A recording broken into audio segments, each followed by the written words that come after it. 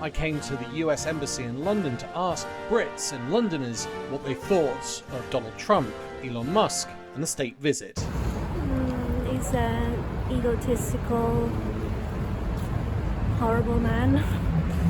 Hi, I'm interviewing people about Donald Trump. He's been invited to a state visit. Can I get your opinions? He's not welcome here. He is a dangerous individual who is not a politician. He's a businessman who's only interested in money. There is no compassion or empathy in him. He's narcissistic with a massive ego and doesn't belong in the political world at all, in my opinion. Also, what I'd say is that they're bringing back the masculine side, because obviously in America it's been very feminine, and that's cool. But it's almost like it's like a tug of war in America, you know. It's like one way or the other. It's a bit confusing for people, and I feel like they push that a bit too. I don't think they're perfect people, but I don't think we can judge them. They're doing their best for people. I don't know how you can say this is that. We're humans, you know. I try not to think about him very much, actually. I could almost get nightmares if I do. And I'm serious about it. I think he's probably amongst the most despicable persons that should be leading a country and have responsibility for absolutely anything on this planet. I think he is a narcissist, racist, misogynist, vocabulary of a 6-year-old at best.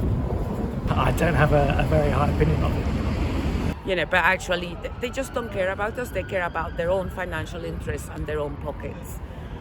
And their social views on humanity, on rights, it's just one that, I would have thought we have overcome this 100 years ago.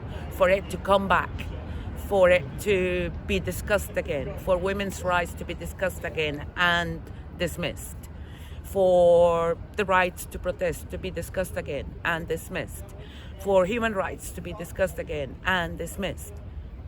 That's nonsense. It's nonsense. We should be progressing, not setting back. And for me, he is a huge setback. What are your thoughts on Donald Trump? Donald Trump is a fucking cunt. And that's all I really have to say. Yep. So that was Trump. Would Elon Musk do any better with the British public? What about Elon Musk? Any thoughts on... Again, unelected officials with too much power. It's hugely questionable. Yeah. So, yeah. I don't know. What is it? Is it a democratic country anymore? I don't know. Do you have an opinion on Elon Musk? Same.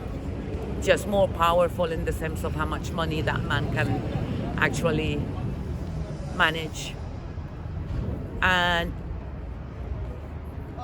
he doesn't speak much, but when he does, it's just utter dirt. So, he's too fascist, he's too extreme. People like him shouldn't be anywhere where there is any sense of power. Do you have a message for Elon Musk? You're also a fucking so I don't understand why he is able to have so much power within the government when he's outside of the government. How he's able to do department of government. An unelected official with way too many other things going on. Who reduces the amount of money going toward pediatric research. Yeah. Did you see that Vance was saying that Britain's not been in a real war for 30 years? Did you see that? That came out this morning as well. The very best security guarantee is to give Americans economic upside in the future of Ukraine. That is a way better security guarantee than 20,000 troops from some random country that hasn't fought a war in 30 or 40 years. The only two random countries that have committed peacekeepers to Ukraine are Britain and France. And considering we committed troops in Afghanistan, Iraq, and also to help them with 9/11, I think Vance would be a little bit more courteous in his language, especially when you discover later that the bastard was deployed in Iraq in 2005. Though it's important to note, even though he was deployed, he had this to say in his memoirs. I was lucky to escape any real fighting. Or journalism. It's just really disrespectful to so many Brits who have been veterans in Afghanistan, who fought alongside of us. As much as I disagree with those wars, to be so disrespectful to people, especially him, who has fought in no wars, who has absolutely no honor or dignity to him, to be so disrespectful is truly just trash, disgusting. I mean, Elon Musk with Twitter, X, I think it's very important for free speech. Of course, it's not perfect again, but it's very important to have free speech and to be able to say what you want to say, and everyone to just have the ability to do that. And you know, he's making a lot of money from it, so I don't think he's going to complain. Elon Musk?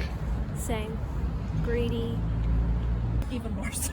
Does not belong to politics. He is the devil's spawn.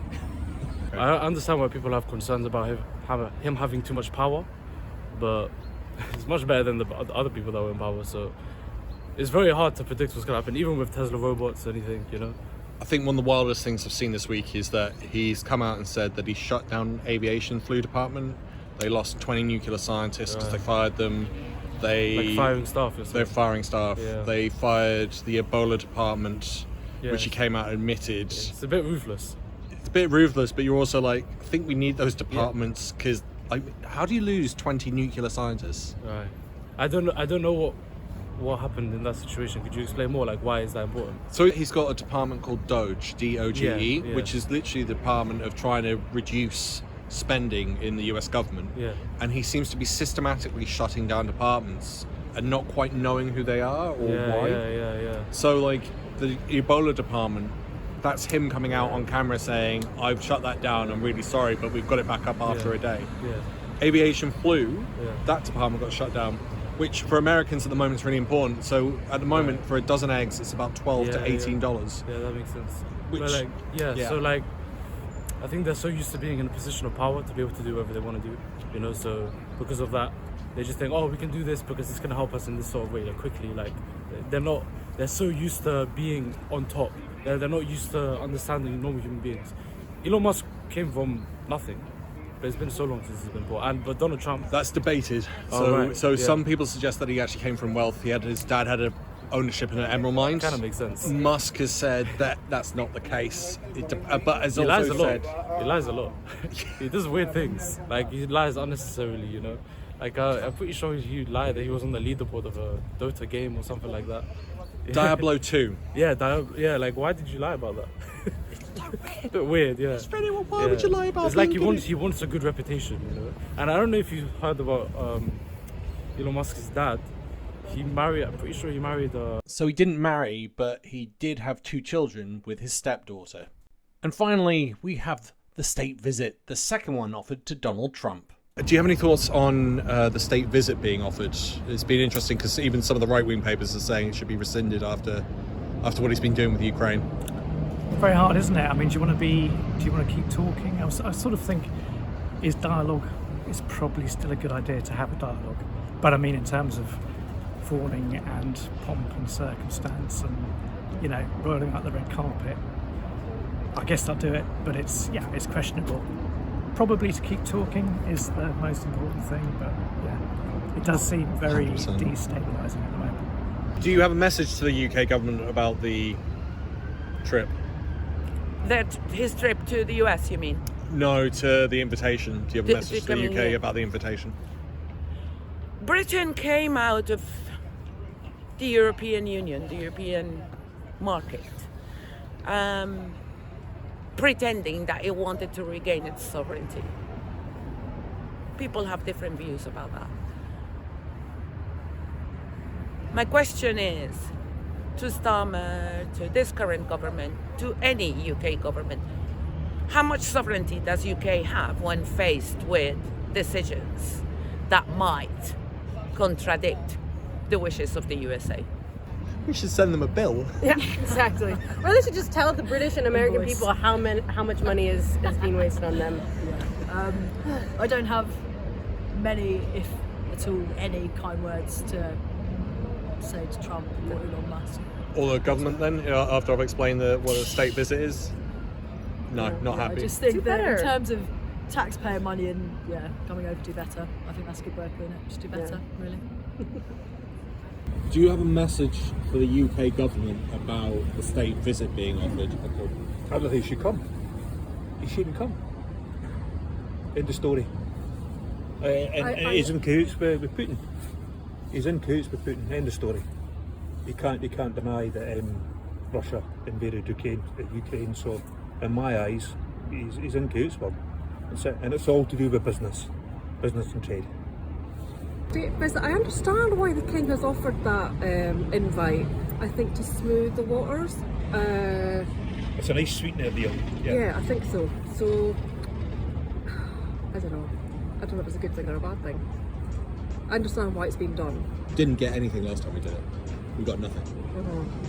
Does that change your mind? I don't know. Look, I'm a Republican, so it doesn't surprise me. Disgusting. Let me know your thoughts on Donald Trump, Elon Musk, and the state visit in the comments below. If you'd like to help this channel, you can buy me a coffee. The more coffee I drink, the more videos I'm able to make. And to all of my Patreon and YouTube subscribers, thank you so much for all your support. You keep this channel going and growing. If you'd like to join, link in the description. Once again, thanks for listening. Bye for now.